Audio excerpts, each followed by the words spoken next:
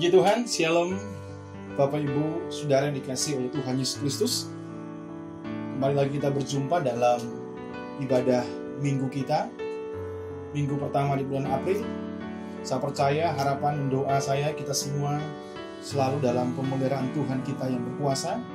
Dan pada kesempatan ini kita akan merenungkan sedikit bagian dari kebenaran firman Tuhan yang akan menumbuhkan, menguatkan kita dalam menghadapi situasi yang hari-hari ini tidak jelas, tidak pasti. Tapi kita percaya dalam firman Allah ada kepastian, dalam firman Allah ada kekuatan yang terus-menerus menguatkan kita. Sebelumnya mari kita berdoa bersama-sama. Tuhan, kami bersyukur kepada Tuhan.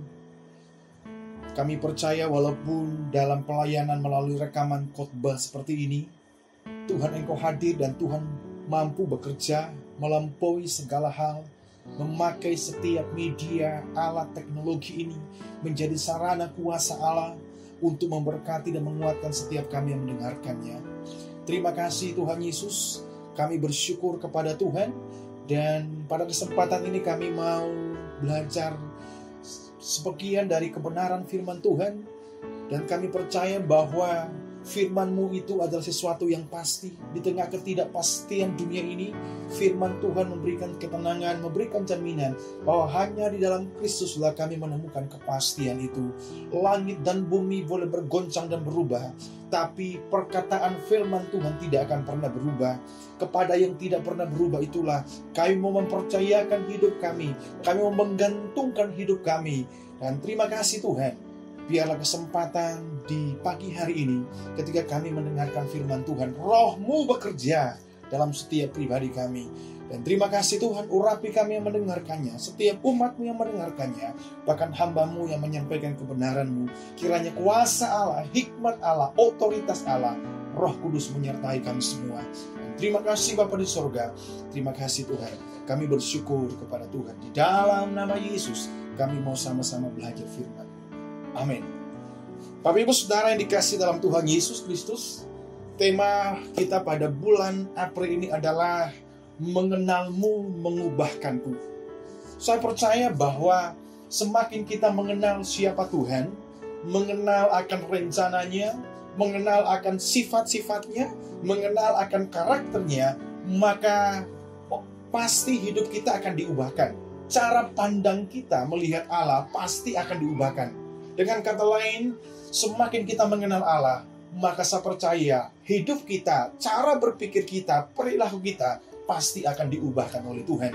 Dan pada kesempatan renungan firman Tuhan dalam ibadah minggu hari ini, saya akan membawa kita untuk mengenal salah satu bagian daripada sifat Allah, mengenal salah satu bagian daripada kebaikan Allah dalam kehidupan kita, yaitu Allah yang memelihara. Hari ini kita akan belajar merenungkan bersama. Di tengah situasi, di tengah keadaan hari-hari ini, mungkin situasi ekonomi mungkin sulit hari-hari ini, keuangan kita mungkin sulit hari-hari ini, tapi kita percaya Dia Allah yang selalu setia memelihara kehidupan kita. Nah, khotbah hari ini, renungan hari ini akan mengajak kita untuk melihat, mengenal Allah. Dia Allah yang memelihara hidup kita. Mari sama-sama saja kita buka dalam satu cerita dalam Perjanjian Lama, yaitu dalam kitab Raja-Raja, 1 Raja-Raja. Mari kita buka dalam kitab 1 Raja-Raja pasal 17. Ini cerita yang sudah sangat sering kita dengarkan, tapi hari ini kita akan belajar apa yang menjadi maksud Tuhan, apa yang ingin Tuhan kerjakan dalam kehidupan kita melalui kebenaran firman Tuhan ini. 1 Raja-Raja pasal 17, kita akan lihat ayatnya yang pertama sampai dengan ayatnya yang ke-9. Saya akan bacakan untuk kita semua, dan Bapak bisa menyimaknya melalui Alkitab dan handphonenya masing-masing. Elia di tepi sungai Kerit. Lalu berkatalah Elia, orang Tisbe dari Tisbe Gilead, kepada Ahab, demi Tuhan yang hidup, Allah Israel yang kulayani, sesungguhnya tidak akan ada embun atau hujan pada tahun-tahun ini, kecuali kalau kukatakan. Kemudian datanglah firman Tuhan kepadanya, pergilah dari sini, berjalanlah ke timur dan bersembunyilah di tepi sungai Kerit, di sebelah timur sungai Yordan. Engkau dapat minum dari sungai itu, dan burung-burung gagak telah kuperintahkan untuk memberi makan engkau di sana. Lalu ia pergi dan ia melakukan seperti firman Tuhan. Ia pergi dan diam di tepi sungai Kerit di sebelah timur sungai Yordan. Pada waktu pagi dan petang, burung-burung gagak membawa roti dan daging kepadanya, dan ia minum dari sungai itu. Tetapi sesudah beberapa waktu, sungai itu menjadi kering, sebab hujan tiada turun di negeri itu. Maka datanglah firman Tuhan kepada Elia, bersiaplah, pergi ke Sarfat dan termasuk wilayah Sidon, dan diamlah di sana. Ketahuilah, aku memerintahkan seorang janda untuk memberi engkau makan.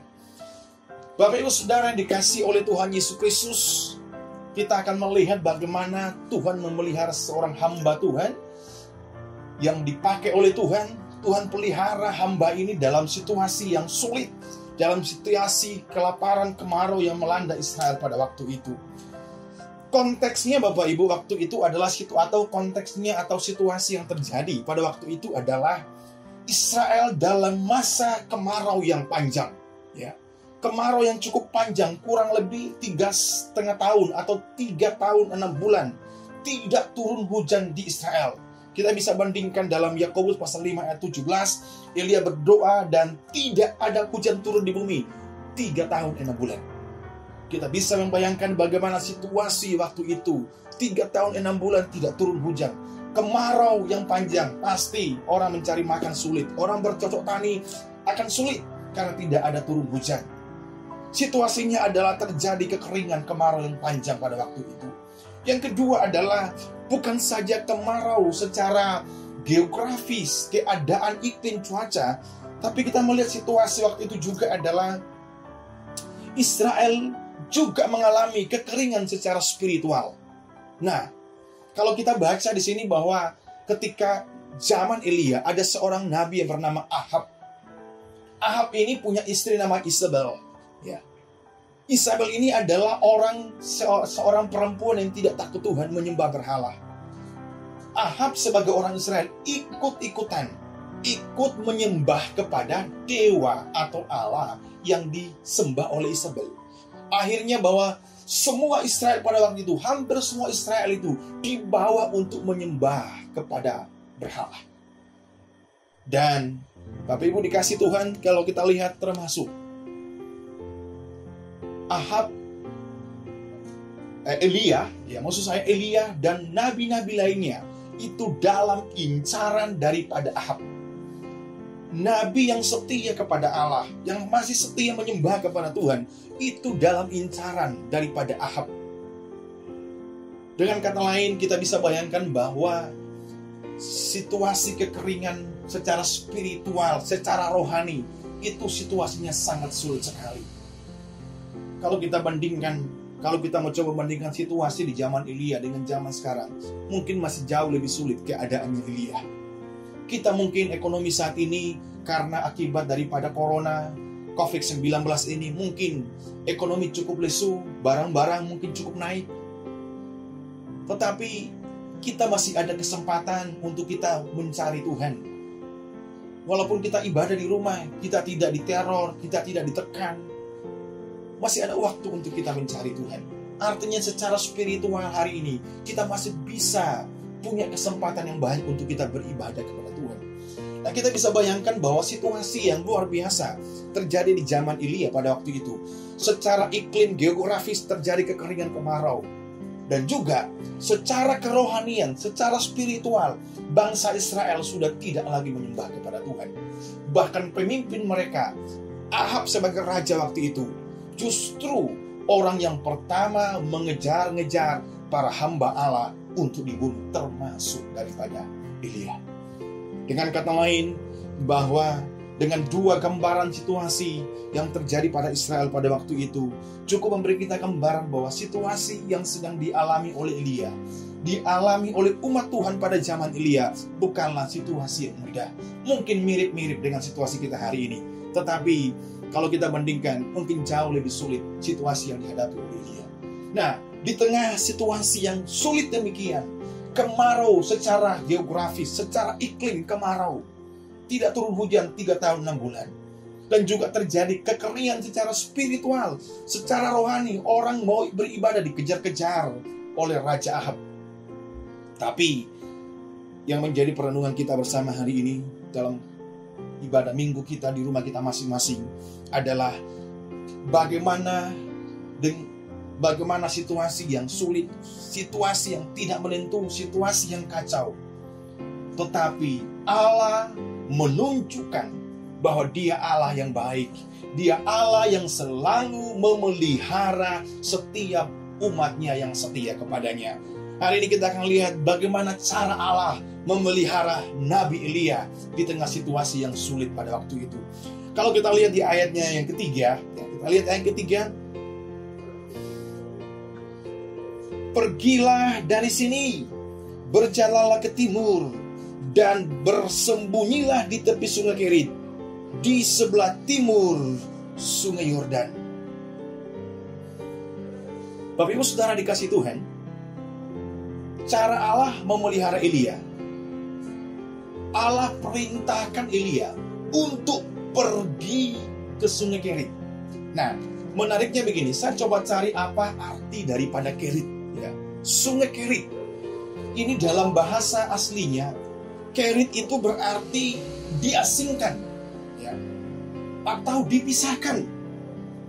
Atau dengan kata lain bahwa sungai ini berada di tempat yang sunyi, tempat yang hening. Allah memerintahkan Elia, atau Allah memisahkan Elia, atau Allah mengasingkan Elia di sebuah sungai yang hening, di sebuah sungai yang sepi.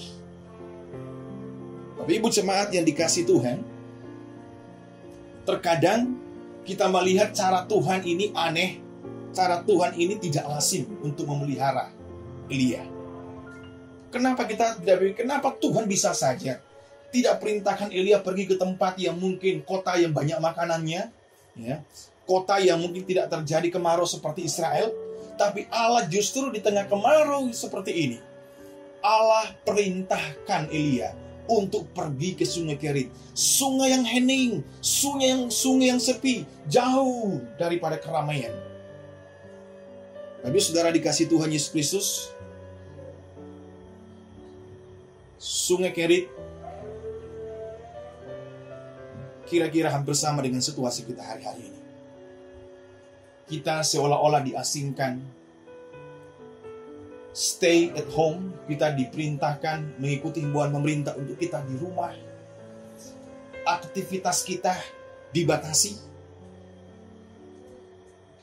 Tapi kita melihat bahwa dalam situasi yang terbatas, di tempat yang hening itu, ya, di tempat yang hening itu, di tempat yang sunyi itu, tapi justru disitulah kita melihat Allah pelihara Nabi Elia. Bapak Ibu Saudara yang dikasih oleh Tuhan Yesus Kristus, kita lihat di sini bahwa ketaatan Nabi Elia itu yang luar biasa. Pasti Elia tahu bahwa sungai Kerit itu sungai yang jauh, sungai yang sepi, sungai yang hening. Tapi Elia mau belajar untuk taat sama Tuhan. Mari Bapak Ibu jemaat dikasih Tuhan, situasi kita hari ini mungkin seperti Elia di tepi sungai Kerit. Kita sepi, mungkin kita bosan, mungkin kita capek di rumah. Mungkin kita bingung mau buat apa di rumah. Tapi percayalah, Allah memelihara kita. Itu tidak dibatasi dimanapun kita berada. Buktinya di tempat sungai itulah, di sungai Kerit itulah, Allah memelihara hambanya. Dalam ayat 3 dikatakan, Tuhan katakan kepada Elia, pergilah dari sini, pergi ke sebelah timur di sungai Kerit.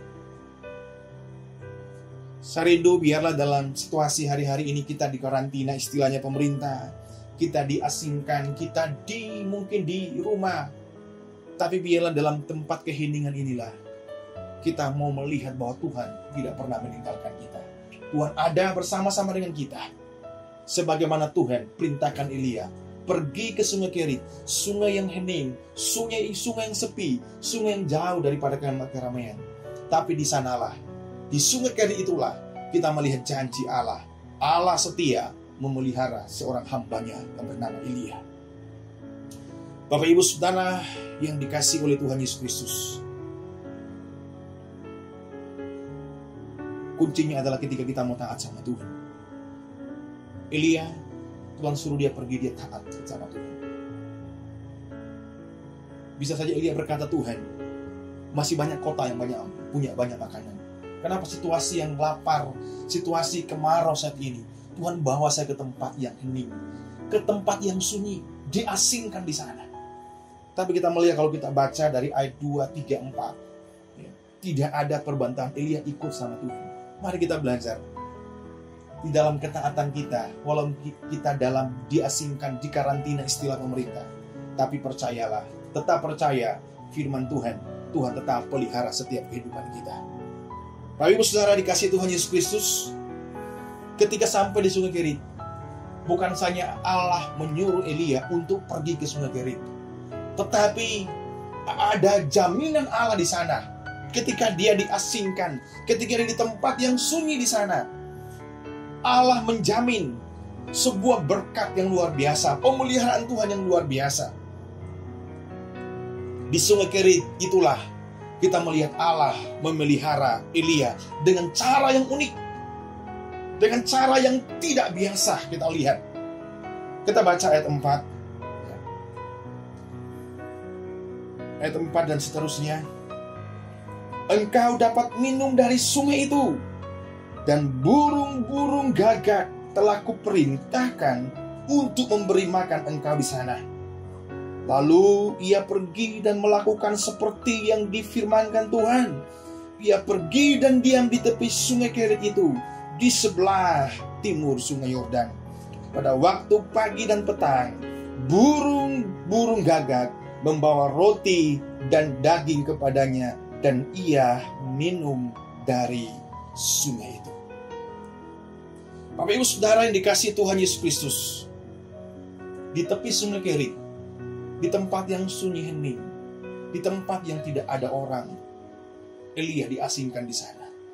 Apakah Allah membiarkan Elia sendirian, hanya cuma minum air sungai Kerit? Apakah Allah cuma membiarkan Elia cuma dalam kesendirian, hanya minum dari air sungai Kerit? Kita melihat bahwa Allah menjamin bahwa setiap pagi dan petang Allah akan perintahkan burung-burung gagak untuk membawa roti dan daging untuk dimakan oleh Elia. Bapak Ibu Saudara dikasih oleh Tuhan Yesus Kristus,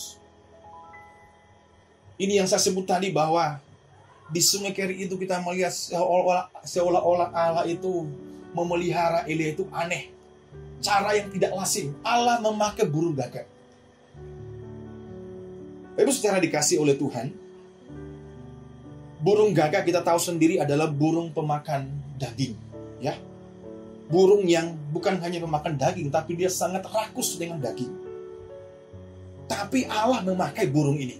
Burung yang doyan, suka makan daging, rakus makan daging, tapi Allah memakai dia untuk memelihara Nabi Elia. Dan yang kedua, yang menjadi aneh lagi adalah burung gagak ini bagi kalangan orang Israel adalah burung yang dikatakan termasuk burung haram, ya. Boleh dikatakan itu burung najis. Kenapa najis? Karena burung ini suka makan bangkai, ya. Bangkai manusia, bangkai hewan lain, burung ini paling suka makan. Sehingga dalam klasifikasi pengelompokan binatang bagi Israel, burung gagak ini termasuk burung yang najis, yang tidak boleh disentuh, dan burung ini ya najis bagi orang Israel. Tetapi kita melihat Bapak Ibu Saudara, justru Allah memakai burung gagak untuk memberi makan Elia pagi dan petang, roti dan daging. Setiap pagi dan petang Allah perintahkan burung gagak untuk memelihara Nabi Elia. Bapak Ibu yang dikasihi oleh Tuhan Yesus Kristus, hari ini mari kita merenungkan bersama bahwa dalam segala situasi keadaan yang kita alami hari ini, Ketika kita mau belajar taat sama perintah Tuhan, mungkin kita diasingkan.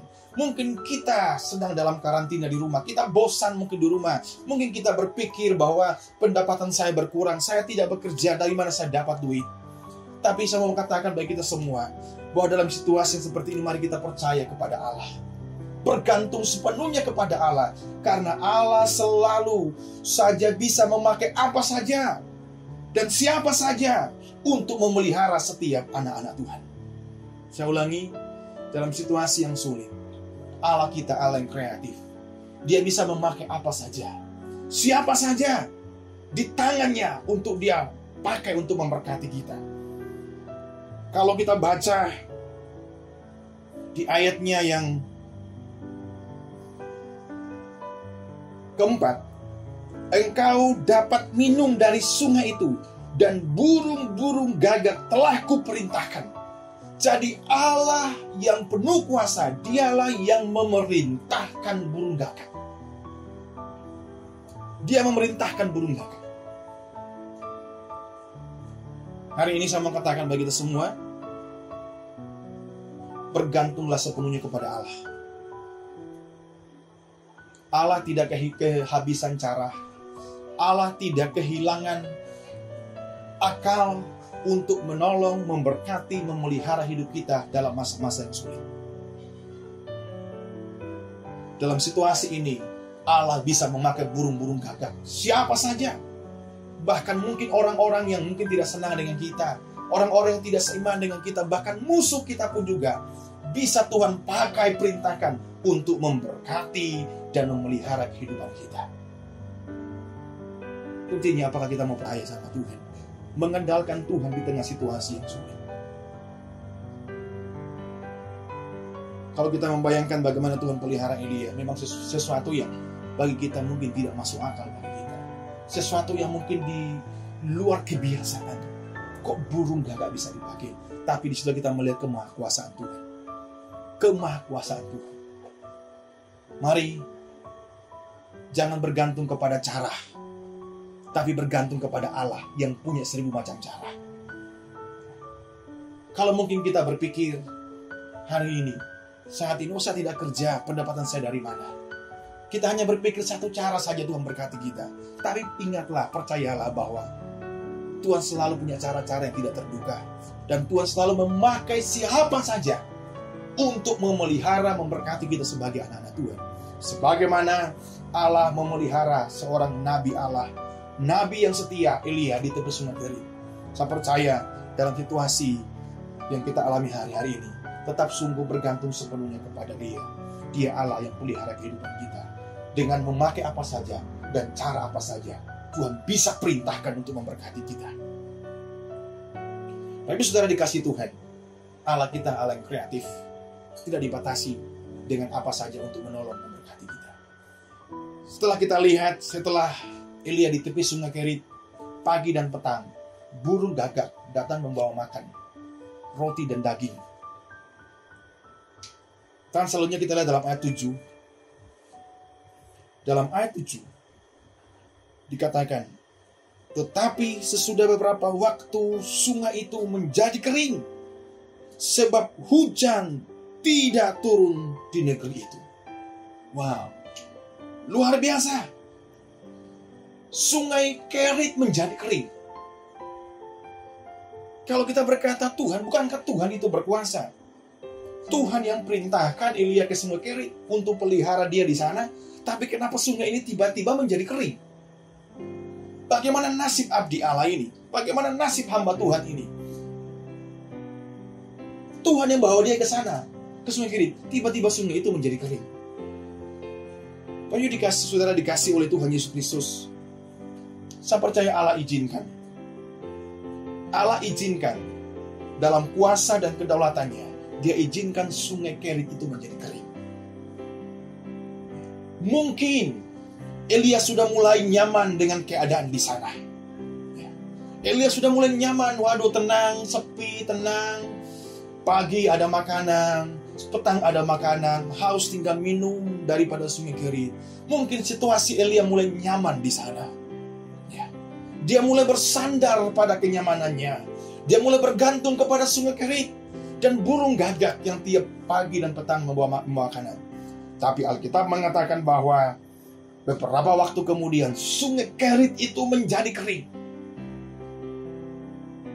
Saudaraku, Tuhan sedang mengajari Elia supaya Elia tidak bergantung kepada sungai Kerit.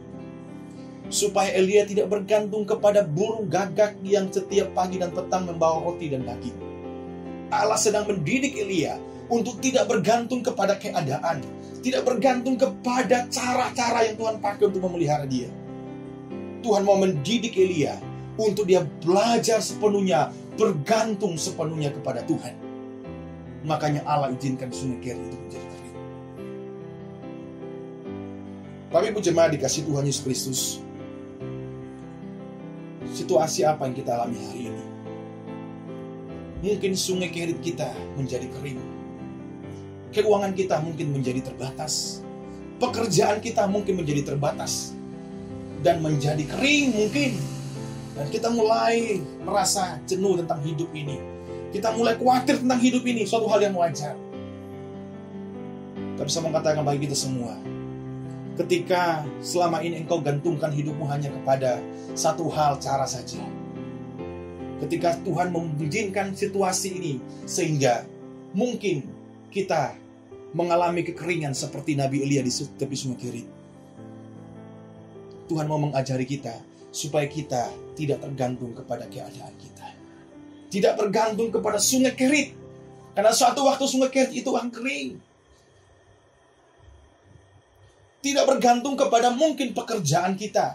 Selama ini mungkin kita gara-gara pekerjaan kita tinggalkan Tuhan, kita tidak ke gereja segala macam.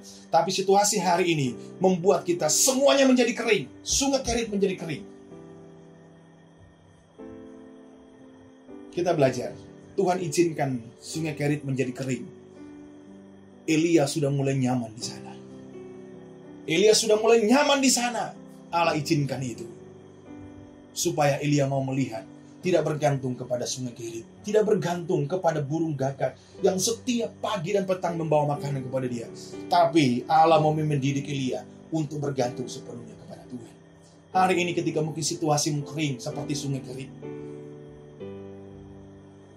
Pesan Tuhan untuk kita semua, untuk kita renungkan adalah Tuhan sedang mengajari kita untuk engkau dan saya bergantung sepenuhnya kepada Tuhan. Situasi apapun bisa berubah. Dalam kedaulatan, dalam kuasa Allah, Allah bisa mengendalikan segala sesuatu. Sesuatu yang kita bangga-banggakan, sesuatu yang kita lihat dulu, sangat menjanjikan bagi kita. Allah mengizinkan sedikit kering, kita bingung. Tapi kita melihat Bapak Ibu Saudara dikasih Tuhan. Ketika sungai Kerit menjadi kering, Allah tidak kehabisan cara. Allah tidak kehabisan cara untuk memberkati dan memelihara hamba Tuhan ini.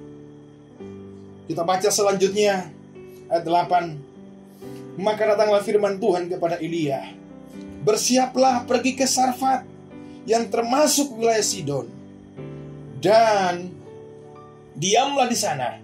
Ketahuilah, aku akan memerintahkan seorang janda untuk memberi engkau makan. Bapak Ibu Saudara dikasih Tuhan, ini luar biasa. Ketika sungai Kerit menjadi kering, tempat di mana Elia mengalami kenyamanan, Elia menyandarkan hidupnya kepada Tuhan, kepada mungkin keadaan pada waktu itu. Tetapi Allah, saya kembali tegaskan, Allah tidak kehabisan cara untuk memelihara setiap anak-anak Tuhan. Allah perintahkan Elia untuk pergi ke Sarfat. Allah sudah perintahkan seorang janda untuk memelihara nabi Tuhan ini. Untuk memelihara nabi yang luar biasa ini. Tapi saudara dikasih Tuhan, ini suatu hal yang luar biasa. Bahwa mungkin situasi hari ini, situasi kita kering, keadaan kita mungkin kering. Ada istilah hari-hari ini bahwa bukan saja manusia yang jaga jarak, tapi ada istilah yang banyak status di medsos adalah uang pun sudah jaga jarak. Uang pun sudah jaga jarak. Artinya bahwa mungkin secara keuangan kita kesulitan. Tapi saya mau katakan bagi kita melalui renungan firman Tuhan hari ini, Tuhan Allah kita selalu punya cara untuk memelihara kita. Ketika sungai Kerit kering, Allah perintahkan Elia untuk pergi ke Sarfat. Dan di Sarfat, Tuhan sudah sediakan seorang janda. Seorang janda untuk memelihara Nabi Elia. Bapak Ibu Saudara dikasih Tuhan Yesus Kristus,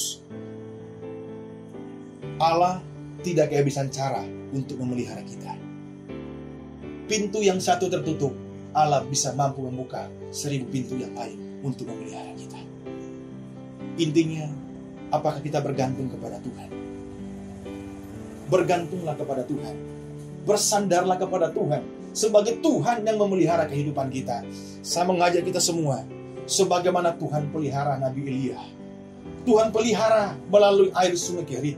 Tuhan pelihara melalui burung gagak setiap pagi dan petang mengantar roti dan daging. Tuhan pelihara Nabi ini dengan seorang janda yang sederhana.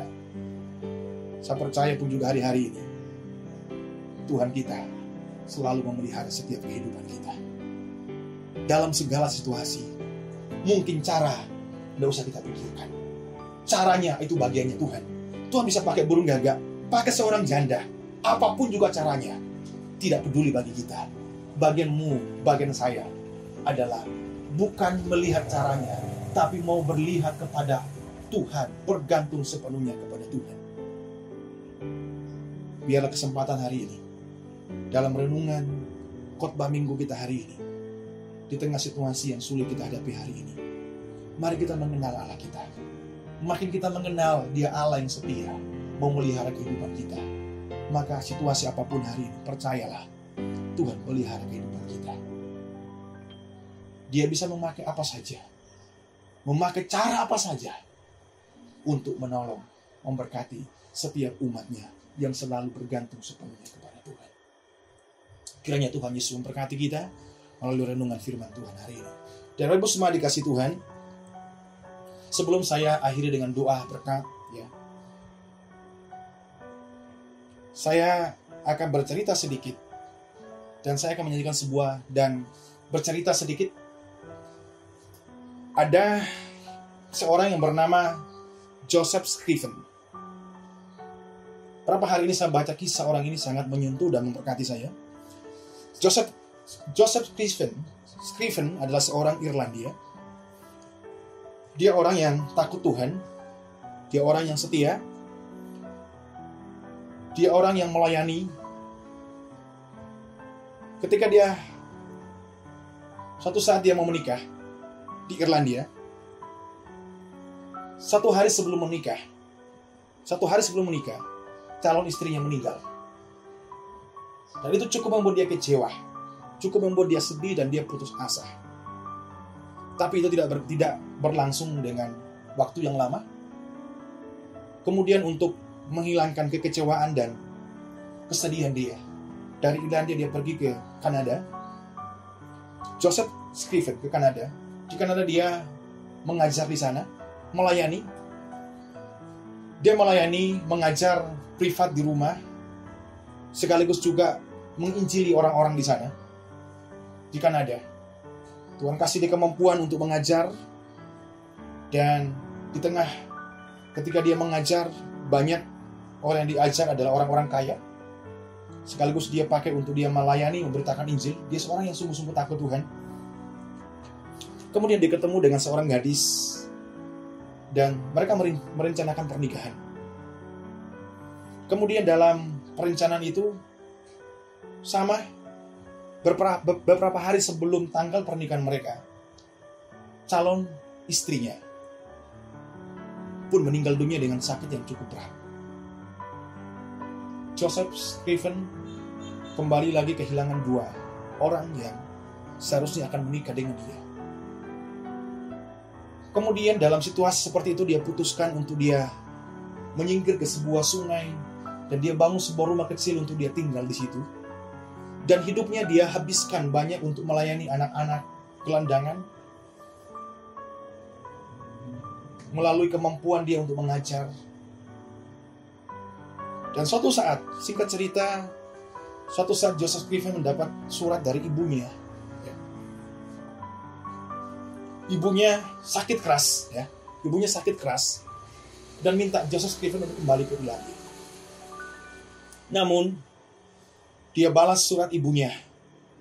Dan dalam surat yang singkat itu, dia katakan kepada ibunya bahwa, "Ibu, saya tidak bisa hadir. Situasi saya tidak memungkinkan untuk kembali ke Irlandia. Tapi percayalah ibu, Yesus itu menjadi kawan yang sejati bagi ibu. Saya pun juga di sini, Yesus menjadi kawan yang sejati." Kemudian singkat cerita, surat itu disimpan. Kemudian suatu saat dia sakit.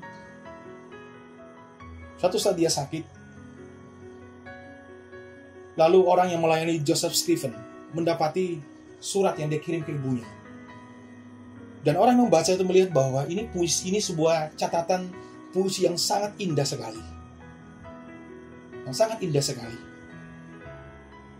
Lalu ditanya kepada Joseph Stephen, "Siapa yang membuat ini?" Saya bilang, "Saya. Kami berdua yang membuat." "Kamu dengan siapa?" "Dengan Tuhan saya." Lalu singkat cerita, dia hidupnya sangat menderita di Kanada.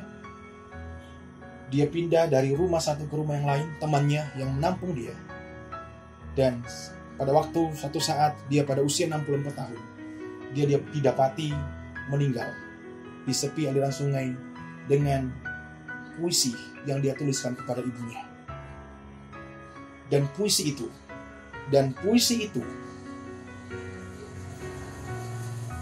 digubah menjadi sebuah lagu. Menjadi sebuah lagu yang saat ini kita kenal, yang saya akan nyanyikan untuk kita bersama. Yesus kawan yang sejati. Lagu ini lahir daripada seorang Joseph Stephen, seorang yang sungguh-sungguh menjadikan Yesus sebagai kawan yang sejati. Saya mengajak kita semua jemaat Tuhan, dalam situasi sulit seperti ini, Yesus kawan yang sejati. Dia pelihara kehidupan kita.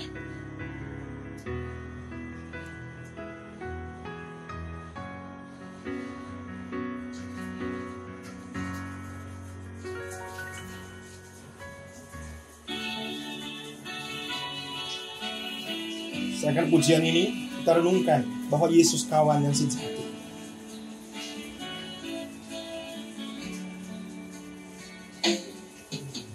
Yesus kawan yang sejati,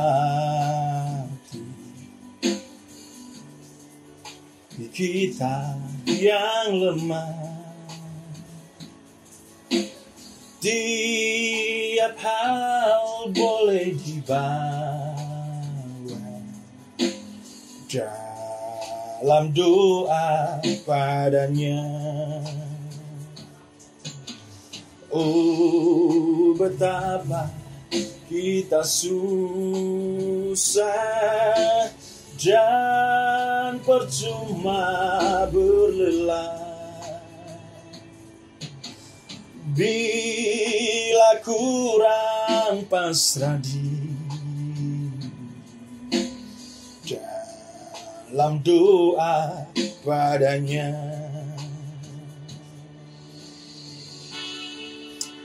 Percayalah Yesus kawan yang sejati.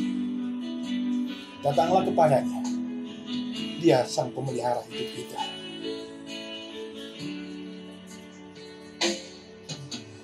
Jika oleh pencobaan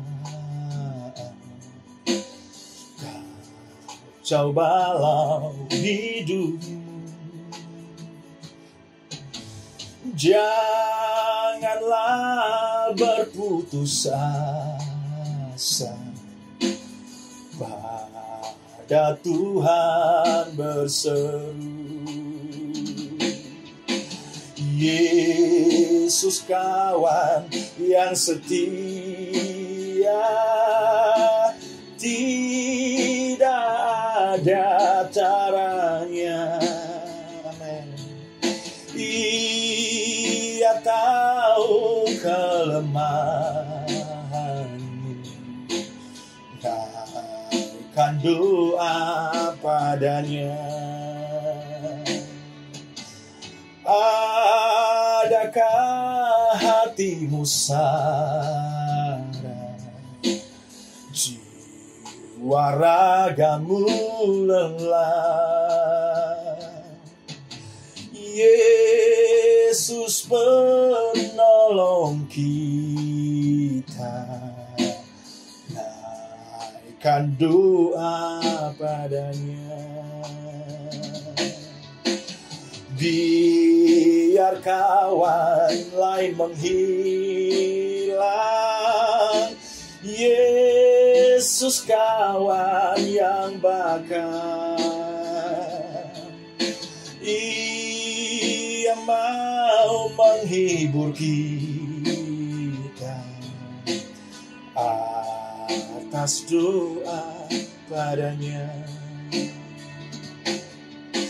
Ia mau menghibur kita atas doa padanya.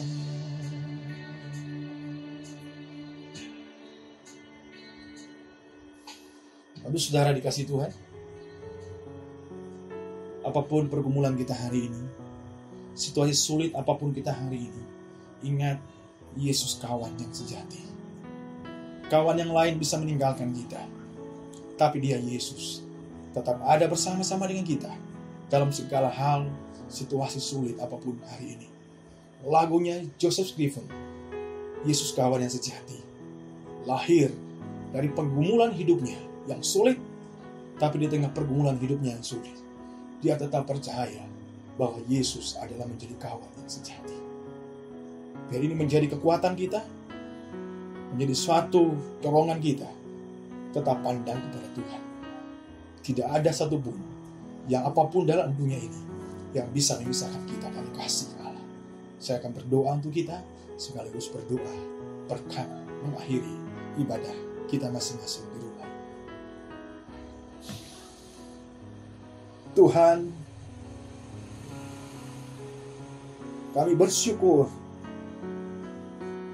bahwa ketika kami mengenal Engkau, Allah yang setia, Allah yang menjadi kawan setia kami, Allah yang tidak pernah tinggalkan kami. Elia dalam situasi yang sulit, Elia dalam situasi kemarau yang panjang. Tapi kami mau belajar dari cerita ini, bagaimana Allah pelihara kehidupannya. Tuhan pakai sungai Kerit, Tuhan pakai burung gagak, Tuhan pakai janda di Sarfat untuk memelihara kehidupan hamba-Mu yang setia ini. Hamba-Mu berdoa bagi setiap kami, umat-Mu, jemaat Tuhan, dimanapun kami berada saat ini, situasi sulit apapun yang sedang kami rasakan. Kami percaya Tuhan tidak tinggalkan kami. Kami percaya Tuhan pelihara hidup kami dengan cara-cara Tuhan yang ajaib, dengan cara-cara Tuhan yang mungkin tidak pernah kami pikirkan. Kami mau bergantung sepenuhnya kepada Engkau. Semuanya bisa hilang, sungai Kerit bisa kering, tapi Engkau Allah tetap setia bagi kami. Hamba berdoa bagi setiap jemaat-Mu, umat-Mu dimanapun saat ini. Sesulit apapun pergumulan kami semua hari ini, Tuhan pelihara mereka, teguhkan hati mereka. Yesus, Engkau kawan yang sejati. Kau tidak tinggalkan kami, umat-Mu, dan kami percaya persoalan ini akan berlalu. Persoalan ini akan selesai. Terima kasih Bapa di surga. Kiranya kebenaran firman-Mu hari ini benar-benar akan menguatkan kami, meneguhkan kami, umat-Mu Tuhan. Sehingga kami mau belajar untuk bersungguh-sungguh bergantung sepenuhnya kepada-Mu. Terima kasih Bapa di surga. Sebelum kami mengakhiri renungan ini dan ibadah ini, hamba menyampaikan doa berkat bagi setiap jemaat Tuhan.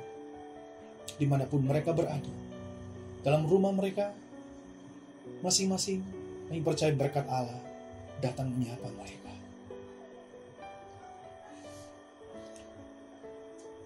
Bapa di surga,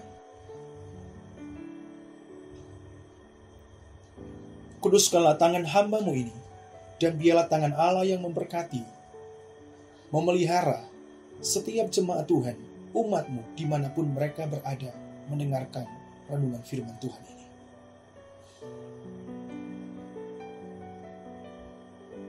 Dan kiranya tangan Allah sendirilah yang akan turun memberkati mereka. Tuhan memberkati engkau dan melindungi engkau. Tuhan menyinari engkau dengan wajah-Nya dan memberi engkau kasih karunia. Tuhan menghadapkan wajah-Nya kepadamu dan memberi engkau damai sejahtera. Di dalam nama Bapa, Anak, dan Roh Kudus, hamba sampaikan berkat ini bagi setiap umat-Mu. Amin. Bapak Ibu jemaat dikasih Tuhan, ibadah kita selesai, dan dimanapun kita berada hari ini, percaya bahwa Tuhan terus menjaga, memelihara kita, memberkati kita. Tetap setia dalam doa kita, doa keluarga pribadi kita. Percaya bahwa pergumulan, masalah, badai ini pasti akan berlalu. Kiranya Tuhan Yesus memberkati dan menyertai kita semua. Shalom.